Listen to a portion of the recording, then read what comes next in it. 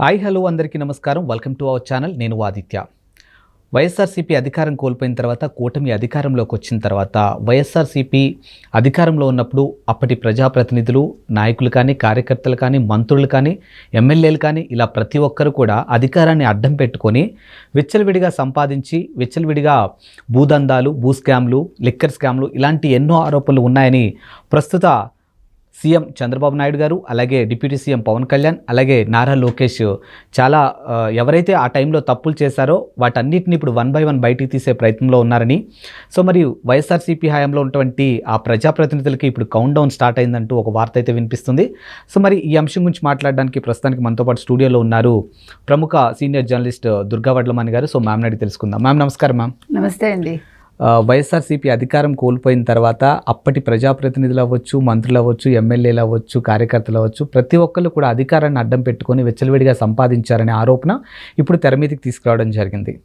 So ఇప్పుడు అధికారం మారిన తర్వాత అప్పుడు ఎవరైతే అక్రమాలకు పాల్పడ్డారో వాళ్ళకి ఇప్పుడు కౌంట్ డౌన్ స్టార్ట్ అయిందంటూ ఒక వార్త అయితే వినిపిస్తుంది. సో మరి దీని గురించి మనం మాట్లాడాల్సి వస్తే ఇది ఏ విధంగా ఉండబోతుంది, ఏ విధంగా ఇవన్నీ బయటకు రాబోతున్నాయి? అసలు ఆల్రెడీ వచ్చాయి కదండి. జోగి రమేష్ వచ్చింది. ఆయన ఏమి అవినీతులు చేశారు అంటే ముఖ్యంగా అగ్రిగోల్డ్ భూముల విషయంలో ఆయన కొడుకు, తర్వాత ఆర్కే రోజా ఆడుదాం ఆంధ్ర సీఎం కప్ ఈ విషయంలో 150 కోట్లని తేలింది ఇప్పటికీ. సో దాని మీద ఆల్రెడీ ఆవిడకి సిఐడి నోటీసులు ఇచ్చింది. ఇకపోతే బొత్స సత్యనారాయణ కావచ్చు, లేదు గుడివాడ అమర్నాథ్ కావచ్చు, లేదు అంబటి రాంబాబు కావచ్చు, లేదు పెద్దిరెడ్డి రామచంద్రారెడ్డి, మిథున్ రెడ్డి, ఇలా ప్రతి ఒక్కళ్ళ మీద అంటే వాళ్ళు ఏ శాఖల్లో ఏ మంత్రులు ఉన్నారు, ఆ శాఖల్లో జరిగిన స్కామ్ ఏంటి, వీటి మీద ఈరోజు తెలుగుదేశం కూటమి ఏదైతే ఉందో వాళ్ళు దృష్టి పెట్టారు. అయితే గతంలో చంద్రబాబు నాయుడు మీద వీళ్ళు ఆరోపణలు చేశారు. స్కిల్ స్కామ్ కేసులో ఆయన అరెస్ట్ చేసి యాక్చువల్గా 100 కోట్లను పెట్టారు.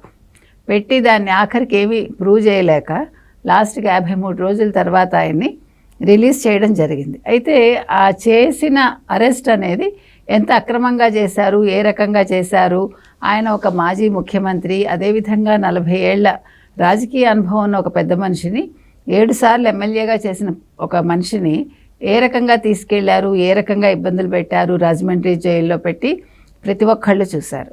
ఆయనకి ఎప్పుడైతే ఆయన అరెస్ట్ చేశారో ఆయన అరెస్ట్ని ఖండిస్తూ పవన్ కళ్యాణ్ రావడం కావచ్చు, ఆయన ఆపడానికి ప్రయత్నించడం, దాంతో మీకు తెలుసు అక్కడ మొత్తం పవన్ కళ్యాణ్ ఫ్యాన్స్ అందరూ చుట్టుముట్టడంతో గత్యంతరం లేక పవన్ కళ్యాణ్ను వదిలేశారు. ఆయన రాజమండ్రి వెళ్ళి చంద్రబాబు నాయుడు గారిని కలిసి భువనేశ్వర్ గారికి నేను అండగా ఉన్నాను, మీకు ఏమీ కాదు, చంద్రబాబు నాయుడు గారికి మనం పోరాడదామని చెప్పారు, ఆయన మీతో కలిసి పనిచేస్తానని. సో ఇవన్నీ జరిగిన నేపథ్యంలో వాళ్ళ స్కామ్ ఏంటి అనేది ప్రూవ్ చేయలేకపోయారు. కానీ వీళ్ళు ఇన్ని వేల కోట్ల స్కాములు చేసి 2 నెలల నుంచి వీళ్ళు శుభ్రంగా తిరుగుతున్నారు. 5 ఏళ్ళు చేసిన అవినీతికి వీళ్ళు విచ్చలవిడిగా తిరుగుతున్నారు. కాబట్టి ఈరోజు ఏ శాఖల్లో ఎవరెవరు ఎంతెంత చేసి ఉండొచ్చు అంటే నాట్ ఓన్లీ మినిస్టర్స్, అప్పుడు మినిస్టర్స్ ఒకళ్ళే కాకుండా ఆ శాఖల్లో ఉండే అధికారులు కూడా, ఐఏఎస్లు కావచ్చు, ఐపీఎస్లు కావచ్చు, లేకపోతే కింది అధికారులు కావచ్చు, వీళ్ళందరూ కూడా ఏ రకంగా అక్రమాలు చేశారు, అవినీతులు చేశారు, వాటి మీద ఈరోజు తెలుగుదేశం కూటమి ప్రభుత్వం ఏదైతే ఉందో వాళ్ళు దృష్టి పెట్టారు. కాబట్టి ఇది ఇక్కడితో ఆగదండి. ఎందుకంటే ఇవాళ మనం చూసుకుంటే ఎన్ని స్కాములు బయటకు వస్తున్నాయి మనకి. మనం ఆల్రెడీ చూసాం, నిన్న సిసోడియా మాట్లాడారు భూదందాల గురించి. చుక్కల భూములు కావచ్చు, లేకపోతే అసైన్డ్ భూములు కావచ్చు, వాళ్ళు 25,000 ఎకరాలు ఆల్రెడీ రిజిస్ట్రేషన్ చేసేసుకున్నారు. ఎట్లా చేసుకుంటారు? ఇంకా చూసుకుంటే మనకి ఇతను జవహర్ రెడ్డి అక్కడ 800 ఎకరాలు ఇక్కడ భోగాపురంలో. సో ఆ విషయాలు బయటకు వచ్చాయి అప్పుడు, ఆ స్కామ్స్. ఇంకా ఇలా మీరు ఎవరినైనా తీసుకోండి, మీరు వాసుదేవ్ రెడ్డి కావచ్చు, ఆల్రెడీ లిక్కర్ స్కామ్లో అతను ఇరుక్కుని ఉన్నాడు. సో ఎన్ని స్కాములు, ఎన్ని అసలు అవినీతులు, ఎన్ని భూదందాలు, ఎంత ఇసుక దందాలు, ఎంత మైనింగ్ దందాలు, అంటే ఒక 5 ఏళ్లలో ఒక రాష్ట్రాన్ని మొత్తం లూటీ చేసేసి నన్ను అడిగితే వాళ్ళు గాలి నీరు తప్ప మిగతా అన్నీ కూడా దోచేసుకున్నారేమో. మరి నీరు కూడా అమ్ముకున్నారేమో మనకు తెలియదు, గాలిని అమ్ముకోలేరు అనుకోండి. మరి దానికి కూడా ఏదైనా కొత్త రకం కనిపెడితే మనం చెప్పలేం. కాబట్టి కాదేది అవినీతికి అనర్హం అన్నట్టుగా మొత్తం జగన్మోహన్ రెడ్డి అంటే ఒక స్కెచ్ తోటి వచ్చాడు ఆయన. అంటే దేవుడి స్క్రిప్ట్ అంటాడు ఆయన. దేవుడి స్క్రిప్టు కాదు కానీ ఈయన సొంత స్క్రిప్ట్ కావచ్చు, ఈయన సొంత స్కెచ్ కావచ్చు, ఎక్కడెక్కడ ఎలా లూటీ చేయొచ్చు అనేది ఈయన ఖచ్చితంగా చేసి చూపించాడు. దీనికి ఆద్యుడు మన రాజశేఖర రెడ్డి గారిని చెప్పచ్చు. కొడుకు కోసం 43,000 కోట్లు డొల్ల కంపెనీలు పెట్టి క్విట్ ప్రోకో చేయలేదా? సో అంటే నాంది పలికింది తండ్రి అయితే దాన్ని అమలు చేసి ఈరోజు రాష్ట్రాన్ని ఇంత దిగజార్చి ఈ స్థితికి తీసుకొచ్చింది తనయుడు జగన్మోహన్ రెడ్డి. కాబట్టి ఇవాళ ఖచ్చితంగా ఒక్కొక్కళ్ళ బండారం బయటపడుతుందండి. ఎవరు ఎంత చేశారు, ఏ రకంగా చేశారు అన్ని ఆధారాలతో సహా వాళ్ళు బయటపెట్టి ఇప్పుడు అదే పని మీద ఉన్నాయి శాఖలన్నీ కూడా. మనం ఇదన్నీ కూడా ఎలక్షన్స్ ముందు చెప్పాం, తర్వాత చెప్పాం. ఎవరు కూడా ఎవరిని ఉపేక్షించకూడదు, తప్పులు చేసిన వాళ్ళని ఉపేక్షించొద్దు, ఎట్ ద సేమ్ టైం వీళ్ళు పారిపోకుండా చూసుకోవాలి అనేది కూడా మనం చెప్పాం. కాబట్టి ఈరోజు రోజా మెడ్రాస్లో ఉన్నారా, వల్లభనేని వంశీ ఎవరింట్లో ఉన్నాడు, ఎక్కడ దాంకున్నాడు, లేదు పిన్నెల్లి వెంకటరమణారెడ్డి ఎక్కడ దాంకున్నాడు, ఇవన్నీ కూడా బయటకు రావాలి. గుడివాడ అమర్నాథ్ ఎక్కడున్నాడు, కొడాలి నాని ఏమయ్యాడు, ఇవన్నీ కూడా అంటే వీళ్ళు తప్పులు చేసి ఈరోజు ఇది ఆయన ఎవడు పులివెందుల పులి ఎవరు, జగన్మోహన్ రెడ్డి. పులివెందుల పులే పారిపోయి యలహంకలో దాంకుంటున్నాడు భయపడి, తాడేపల్లిలో ఉండలేక. మరి వీళ్ళందరూ ఎక్కడ దాంకున్నారు, ఎందుకు దాంకున్నారు? దమ్ముంటే బయటకు వచ్చి మేము తప్పు చేయలేదని ప్రూవ్ చేసుకోవాలి కదా. దాక్కున్నారు అంటే మీరు తప్పు చేసినట్టే అర్థం. రెడ్ బుక్కి భయపడుతున్నారంటే మీరు తప్పు చేసినట్టు అర్థం. కాబట్టి ఇవాళ వీళ్ళందరి భాగవతాలు బయటకు వస్తాయండి త్వరలో.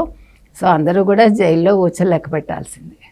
మ్యామ్, ఇప్పుడు మరో అంశం తెర మీద కనిపిస్తుంది ఏంటంటే వైఎస్ఆర్సీపీకి సంబంధించిన అంటే ఆ టైంలో పాలనలో ఉన్నప్పుడు చేసినటువంటి అక్రమాలు ఏదైతే ఉన్నాయో వాటి నుంచి తప్పించుకునే పనిలో భాగంగానే ఇప్పుడు కూటమికి దగ్గర అవ్వాలని చూస్తున్నారు అనే ఒక అంశం కూడా వినిపిస్తుంది.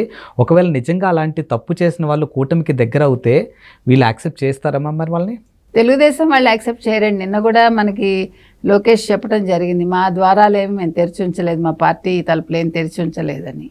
కాకపోతే ఏంటంటే తప్పు చేయని వాళ్ళు ఎవరన్నా ఉంటే వాళ్ళు నిజంగా పార్టీలోకి రావాలి, ఎలాంటి ఆరోపణ లేని వాళ్ళు అలాంటి వాళ్ళు మాత్రం వాళ్ళ పార్టీ సభ్యత్వానికి రాజీనామా చేసి రావచ్చని లోకేష్ చెప్పారు. సో ఒకవేళ అవినీతి కేసులుండి ఏమైనా తప్పించుకోవాలని చూస్తే వాళ్ళు ఏమైనా బీజేపీ కన్సిడర్ చేస్తే వెళ్తారో మనకు తెలియదు. జనసేన అండ్ తెలుగుదేశం అయితే ఇలాంటి వాళ్ళని చేర్చుకోదు ఖచ్చితంగా.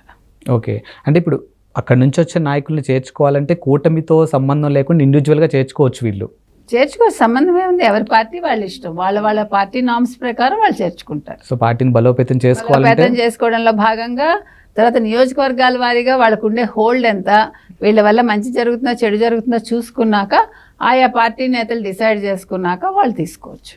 ఓకే, ఇప్పుడు సార్వత్రిక ఎన్నికల తర్వాత ఇప్పుడు లోకల్ ఎలక్షన్స్ రాబోతున్నాయి ఏపీలో. మరి ఇదే గ్రేసు ఇదే ఇంపాక్ట్ అనేది కంటిన్యూ అవ్వచ్చా మ్యామ్? ఖచ్చితంగా అవుతుందండి, ఏం సందేహం లేదు. ఎందుకంటే ఇప్పుడు వైజాగ్ ఎమ్మెల్సీ వైఎస్ఆర్సీపీ వాళ్ళు కైవసం చేసుకున్నారు కాబట్టి ఆల్మోస్ట్. సో ఇది మా సక్సెస్కి తొలిమెట్టు అన్నట్టుగా మాట్లాడిన సందర్భాలు కూడా ఉన్నాయి వాళ్ళు. సో మరి ఆ ఇంపాక్ట్ అనేది ఇప్పుడు లోకల్ ఎలక్షన్స్లో మేము ఖచ్చితంగా మళ్ళీ మేము ముందుకు వస్తాము, ఎందుకంటే మాకు 40% ఓటింగ్ ఉందని చెప్పేసి జగన్మోహన్ రెడ్డి మాట్లాడడం జరుగుతుంది. సో లోకల్ ఆ ఇంపాక్ట్ ఎలా ఉండబోతుంది అసలు? లోకల్ ఎందుకు వదిలేసుకున్నారు, ఎమ్మెల్సీ ఎందుకు వదిలేసుకున్నారండి చంద్రబాబు నాయుడు గారు?